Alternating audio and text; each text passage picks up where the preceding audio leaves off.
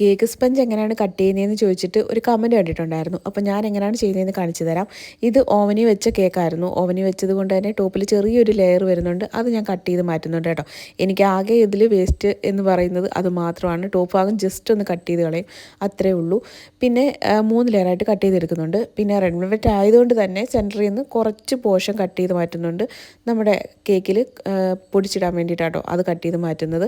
എന്നിട്ട് അങ്ങനെ അടിയിലത്തെ ലെയറും കൂടെ കട്ട് ചെയ്ത് 3 ലെയറായിട്ട് കറക്റ്റ് കിട്ടുന്നുണ്ട്. പിന്നെ ഇതിൽ യൂസ് ചെയ്തിരിക്കുന്ന കളറ് മാജിക്കിൻ്റെ റെഡ് ആട്ടോ. ഇത്രയും കളറൊന്നും ഇല്ല കേട്ടോ. വീഡിയോയിൽ കാണുന്നത് കൊണ്ടാണ് ഇത്രയും കളർ തോന്നിക്കുന്നത്. ഇത്രയും കളറും കാര്യങ്ങളൊന്നും ഇല്ല കേട്ടോ. പിന്നെ എനിക്ക് ഏറ്റവും ഇഷ്ടപ്പെട്ട ഒരു പോർഷൻ എന്ന് പറയുന്നത് ഈ ഒരു പോർഷൻ ആട്ടോ. നമ്മുടെ കേക്കിൻ്റെ ടോപ്പിലായിട്ടുള്ള ബട്ടർ പേപ്പർ റിമൂവ് ചെയ്യുന്നത്. അപ്പോൾ അതൊക്കെ നല്ല രസമാട്ടോ അത് ചെയ്യാൻ വേണ്ടിയിട്ട്. അങ്ങനെ അതെല്ലാം ചെയ്തതിന് ശേഷം അങ്ങനെ 3 ലെയർ നല്ല അടിപൊളിയായിട്ട് തന്നെ കട്ട് ചെയ്തെടുത്തിട്ടുണ്ട്.